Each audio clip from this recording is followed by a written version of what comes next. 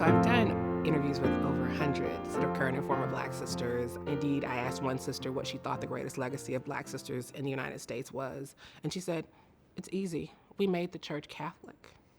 It would not have been Catholic without us. And I think that we have to remember that there were members of the church who always understood that those things had no place. And we have to tell those stories. Because the church has been a site of, wonderful work, but also sort of a clear understanding of what freedom was and sort of an understanding of universal freedom. And it was being lived out in ways in which I don't think many of us know. And you certainly can't tell the story of any Black Catholic sisters in the United States without telling the story of the history of racial segregation and exclusion in the church and female religious life. I think one story that really stands out to me is the story of Sister Cora Marie Billings. Sister Cora Marie Billings was the first African-American accepted into the Religious Sisters of Mercy in Philadelphia. She is one of many African-American sisters who can trace their lineage to the earliest days of the church. Her ancestors were among those Catholic faithful who were enslaved by the church, who built the earliest sort of convents and seminaries and whatnot. And so her family's extraordinary journey from slavery to freedom in the Catholic Church is one that I think is worth remembering. So to say a little bit about her aunts, and we'll go back. So she sort of breaks a major barrier in 1956, but she had two aunts who were also educated in Philadelphia's Catholic schools, who were also called to religious life and who served and persevered in religious life. They entered religious life in the 1940s. Now, at that time, most communities in the United States and Philadelphia would not accept African-American women solely on the basis of race. Her aunts were rejected admission into every Catholic sisterhood, white sisterhood ministering in the city, and were forced to go into the nation's historically Black orders, which had been founded first in the 19th century in response to these exclusionary admissions policies of the nation's historically white communities. So both of her aunts became members of the Oblate Sisters of Providence, which were the first successful community Roman Catholic sisterhood for African-descended women, not only in the United States, but in the Western world. They remained in that community until their death.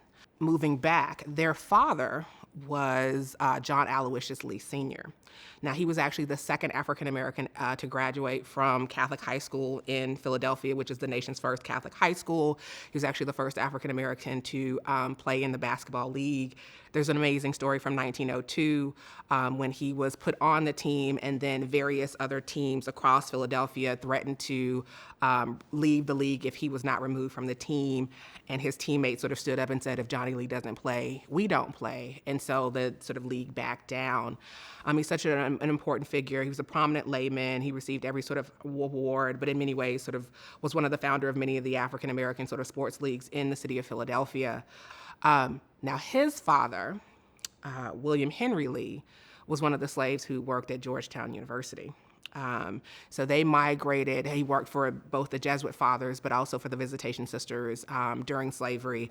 And then after slavery, he moved his family and brought them to Philadelphia, sort of following that track of many African Americans to sort of leave sort of that center of slavery to move somewhere else.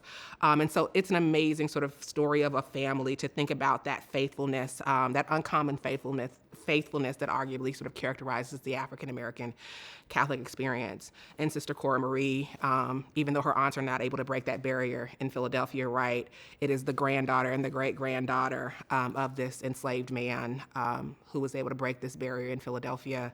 And then she goes on to break so many other barriers. She's the first African-American sister to teach in an archdiocesan high school. She actually desegregates the faculty of a Catholic school in Levittown right after the rebellions, after the first African-American family moves there. She's the foundress of the National Black Sisters Conference.